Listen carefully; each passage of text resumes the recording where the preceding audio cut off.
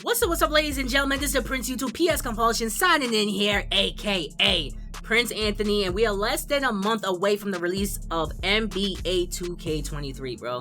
And they just dropped some big news on My NBA. Now it's no longer known as My NBA. Well, technically it's still known as My NBA, but now it's gonna be known as My NBA Errors. And I watched a video from Stacks Montana breaking it down, and I got a lot to get into. I didn't really read through the Courtside Report. I skimmed through it and just looked at the screenshots, and obviously 2K posted some more screenshots on the Twitter page as well. So yeah, we definitely got a lot to go through, bro. We definitely got a lot to go through. But before I continue, make sure subscribe to the channel if you have not. I'll give you guys a quick second right now, because we about to go crazy for NBA 2K23. I already got so many lit ideas for My NBA era. I'm not even gonna say it, bro, but I have a lot of ideas. Subscribe to the channel right now. Alright, so let's get into it. The Courtside Report. Explore endless possibilities in My NBA. What if Kobe and Shaq never went their separate ways? What if the Houston Rockets selected Michael Jordan with the #1 overall pick in 1984? In NBA 2K23, explore any what if imaginable and experience different basketball eras. Let's go. So this is basically the intro. I'm not gonna go through it. You just see all the what ifs here, like what if Kyrie goes to LA or Donovan Mitchell gets traded from the Utah Jazz. Listen, my son Donovan Mitchell needs to be a New York Knick. Team up with RJ Barrett. Yo, let me stay on topic. Let me stay focused. I'm trying to stay focused. But you know, they put in a big focus right now on the what ifs. And in all honesty, after watching the video from Stacks Montana, I was like, I kind of like where they're going with this. So, first few paragraphs, basically just explaining what NBA 2K23 My NBA Errors is all about. So now we get down to the next part. What is an error? I like this logo right here. It's pretty dope. Basically explaining that an error is what we call a specific point in time. You can start playing a new My NBA save, and then they get into all the different errors. So that's what I'm about to focus on right now, since this is the big emphasis on this year's version of My NBA. So starting off with the Magic versus Bird era, basically like the 80s, back in the 80s. So it says, ready to experience the biggest rivalry in league history, relive 1983 and beyond, as Magic and Bird put the NBA back on the map, battling for supremacy while draft buzz builds around an intriguing young prospect named Michael Jordan, the GOAT MJ. So this is basically explaining that back then in that era, that's how things are going to be. Like, it's just focusing on that specific time period, and it's basically the same thing for each era that you look at. So in summary, you got your Magic versus Bird era, then you got your Jordan era. Jordan challenge, not enough. MJ for you, because also, you know, they got the MJ challenge on NBA 2K23. It says start in 1991 and see if you can repeat like Mike as teams scramble to draft LSU powerhouse and future rim wrecker Shaquille O'Neal. Then we got the Kobe era, 2002, bro. I was about to say 2022. 2000, that was 20 years ago, bro. Like, really sit there and think about that. 20 years ago, like, rest in peace, Kobe. The GOAT, right? I don't know, I'm not getting into the Kobe versus Jordan debate right now. Anyways, 2002, the most stacked draft class in NBA history. How will the careers of LeBron James, Carmelo Anthony, Dwayne Wade, and Chris Bosh play out on your watch? Experience this iconic NBA era and find out. And then, last but not least, they didn't put it in this blog, but I do have a picture, and I'm probably going to put it up on the screen, of the modern day era. So you got the errors here on Twitter, and they posted all of the, you know, different errors here. So Magic versus Bird, Jordan era, the Kobe era, and then they didn't put it in the blog. I don't know why. The modern era. Looking for the classic My NBA experience set in the modern NBA, this is the era for you. Begin the 2022 offseason, the 2022 to 2023 regular season, or with Start Today. Finally, they brought Start Today back from My NBA. If you guys don't know, NBA 2K22, they don't have Start Today, bro. I was about to cuss. that is some major BS, like really major BS. So I'm glad they're bringing that back. So it seems that the main focus in this year's My NBA with the eras, I love the concept, bro. Definitely love the concept 100%. That's the same thing that really got me hooked on My GM, was the fact that they had a story. So, you know, they had a story mode for, I think it was NBA 2K18 and 2K19 with Bob Sanderson. So they had that story, and then you could play like a little bit of the traditional My GM, and then you had your My League. So I really love that My NBA right now, they have the addition of eras. So now instead of me, you know, having to go back in time, like some of my rebuilds that I did in the past, where I went back in time to rebuild the Sacramento Kings, or I went back in time to rebuild the New York Knicks, and I had to literally like get the draft class down, the rosters had to be as accurate as possible. It was literally hell trying to make that rebuild to begin with. But My NBA with the eras, I really love this concept. So now if I want to go back to the 80s, I could do that. If I want to go back to the 90s, I could do that. Early 2000s, I could do that as well. The modern era is here as well. I really wish they had like a 2010 eras, maybe an NBA 2K24. Look, I'm already talking about NBA 2K24. Maybe next time they could include, you know, the 2010 eras with LeBron James, you know, Dwight Howard, you know, that time with Paul Pierce, Ray Allen. They gotta include that, bro. They definitely gotta include that. I was thinking of going through each era and just reading to you what it is, but I basically just explained to you what it is, and, you know, Stacks Montana video did a good job breaking that down as well, so I really don't have to explain it. I'm going to have the Courtside Report link in the description for you guys to go ahead and check it out. But like I said, I really love this addition to eras. It makes doing rebuilds a lot easier now, because now, you know, you don't have to put in that much work to start off a new era. So I'm telling you guys right now, I already have a lot of ideas already. Right off the bat, as the biggest New York Knicks fan, I'm going back in time to rebuild the New York Knicks during the Kobe era. Definitely. I gotta do that, bro. I definitely gotta do that. I'm just leaving it there. I definitely gotta do that, bro. I'm definitely gonna trade for Carmelo Anthony and make sure the Knicks draft him. Now, let me stop. I'm not giving you guys my ideas, because I realize people on YouTube, they be stealing ideas, bro. I had a lot of good ideas that somehow other YouTubers just magically made. Anyways, continuing off of that, tell me what you guys think about the My NBA eras in the comment section below. I'm eager to hear you guys' thoughts and opinions, because I really love the concept. It's definitely a good concept. And it seems as though, also one more thing in terms of the eras, that it's gonna incorporate a little bit of the same style of like a modern My NBA. So you're still gonna have like the rosters. I'm about to show you guys like the calendar towards the end, because I did scroll all the way to the end and I saw some of the screenshots. Didn't read through it, but, you know, I scrolled to the end, I saw the calendar, how it looks, and, you know, they're incorporating old school eras into like the modern era kind of thing, if you get what I'm trying to say. So, you know, if I load into the Kobe era, I'm gonna have like the rosters and everything, the arenas, uniforms, all that good stuff, even the draft class. That's extremely important, making sure that you have all those draft class leading up. Hopefully it's not like NBA 2K22 and past 2Ks, where the draft class is kind of like,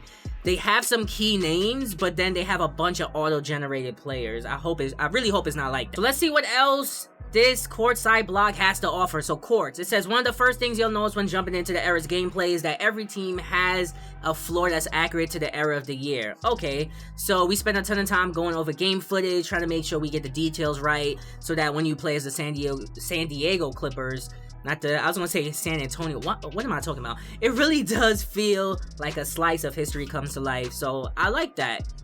It looks like they're gonna actually go all in and make sure that if you're playing in like the Kobe era, all the arenas during that time is gonna be as accurate as possible, which is pretty good.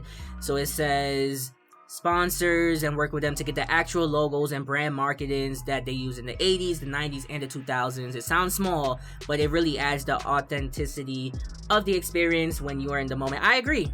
I definitely agree. And looking at this shot of the San Diego Clippers, you know, it's pretty good. I like that.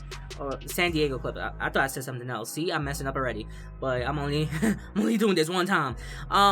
Next up, we got uniforms. Same thing when it comes to like the courts. In the same vein as the arena floors, like they said, we work to get as many uniforms as possible for each of the teams. So basically, have the uniforms of that specific era. So that's pretty dope as well. Presentation and commentary. One incredibly satisfying visual addition that you will find in My NBA Eras is something we put on display in last week's reveal trailer for the Jordan Challenge. Okay, that's pretty good. So it seems as though, with respect to the quality of the broadcast, the team has also gone back and created era-specific broadcast elements. Okay, I like that. So I'm not 100% sure if that means that the commentators are going to be the exact same, but I get what they're trying to say in terms of, you know, looking the part, in terms of like the presentation right here. Los Angeles Lakers versus Celtics. You could tell this is old school. You know what I mean? So to recreate television experience of watching these games as they originally broadcast back then. I'm trying to see if I see anything that specifies the, not the presentation wise, but the commentary. I want to make sure that I get that right, so you guys not correcting me in the comment section below. So yeah, I didn't scroll down far enough. On the commentary end of the spectrum, the audio team really outdid themselves this year. Historically, they've kept up with, you know, our commentary booth, kept it up to date, and added new content to the colossal bank of audio lines to keep the gameplay as fresh as possible. Okay. So I'm not sure if that means they're going to have specific commentators for every single era, or that just means that the commentators are going to be commentating as if they're in that era, if that makes sense to you guys. But I like the screenshots, like how it looks and everything. The presentation wise is really, really good. This is how my old capture card used to be recording when I first started recording 2K, and I used to be using a bad capture device, and everybody didn't have like their HDRs or like their Elgatos. This is how it used to look, like presentation wise. So that's pretty dope. That's really pretty dope. And this reminds me of NBA 2K10, bro. Don't it? Like, leave a comment in the comment section below. Like, this presentation right here reminds me of NBA 2K10. That's crazy. Like, that's really crazy to see. So it says from the years 1983 to 2022, your commentary booth is going to consist of Kevin Harlan, Clark Kellogg, and the new addition, Mike Fratello. Bringing in Fratello. Okay, he provides blah blah blah. Fratello makes way for Greg Anthony. Blah blah blah. Okay, so it looks like it's going to have mainly the same commentators, but you know, they're going to switch up the style in terms of whichever era that you're in, which makes sense and which is pretty dope. I actually like that idea a lot. So that's pretty good. So towards the end of this, they actually have a lot more little changes that they added that I'm about to read through right now. So looking at this screenshot right off the bat, historical changes come into the NBA in the 1992 and 1993 season. Rule changes. Look at my New York Knicks. That old logo, team branding, changed the uniform and everything for the New York Knicks. Okay, that's pretty dope. So it says, we've done our best to make sure that the base My NBA Eras experience fully supports teams automatically joining in the league in the right years. Okay, that makes sense. So it seems like every year they're going to be changing up like the team branding to make it as realistic as possible. So league rules, expansion, relocation, gameplay changes, that's pretty dope. With that being said, we want to make sure that My NBA Eras remain the sandbox you've known and loved for years now. It was the goal to make the rebranding, relocation, and league expansion easy for those that wanted to see history unfold as it did in the past. That's pretty good. If you want to take the league in a completely new direction, you can absolutely make it happen. 36 teams in 1983, that sounds insane. No team relocations allowed. You could edit that. Okay, that's pretty good. We have the historical rule change time period that effectively happens during each offseason. That's pretty dope right there. So it follows the real life NBA timeline, which is dope. I like that. I really just don't hope that they put a cap on the era. So let's say I start in the Jordan era, and let's say I just keep playing my NBA, and eventually I get to like the Kobe era. Does that automatically stop my save? You know what I mean? And then I have to get a save to start up in the Kobe era, or does it just keeps going? Like, how many years can I do each era for? That's a good question. We're definitely gonna explore that when NBA 2K23 comes out for sure. Also, towards the end, it says we give you a brief overview of everything that happened, while also giving you the option to disable any individual change you don't want to see occur. That's pretty dope. I really like that. I definitely really like that. So the little things in the eras. So here comes some more of the little changes, right? It's impossible to touch on everything that goes into my NBA eras. Obviously, when the game drop, I'm going to be going through the game mode for you guys. I'm probably going to go through each era and kind of see how it is and just kind of simulate through it and, have a little fun with it. It says every era has its own period-specific unique menu background. Okay, that's pretty good. Accurate gameplay to every era, which makes sense. In the 80s, all teams will have a bigger focus on the mid-range game and post-game. That makes sense. Okay, transition gameplay itself. Changes across eras. In the 80s, you can expect guys to run tighter lanes, push towards the basket. Makes sense. Finances will grow and change in each era or with the era, including changes to rookie scale contracts. I'm gonna be interested in seeing how small the rookie contracts was back then. So hopefully the contracts are a lot better in my NBA eras, definitely. So we got logo / team identity updates that happens every year, which we already touched on. Division realignment occurs automatically and matches historical divisions. Makes sense. We make sure to go from 4 to 6 divisions when the time comes. Cool. G League and social media. Okay. Added to the mode at the appropriate time. It didn't make sense to have them in the 80s. In the Kobe era, you can expect to see the G League added when the D League was introduced. And social media to turn on a few years after. Okay, that makes sense. That makes a lot of sense. Definitely like that addition. Dynamic length of shorts. So, okay, talking about like the pants for the players. All-Star game jerseys. Until real life NBA mode made the switch to team-based jersey. Okay, that makes sense.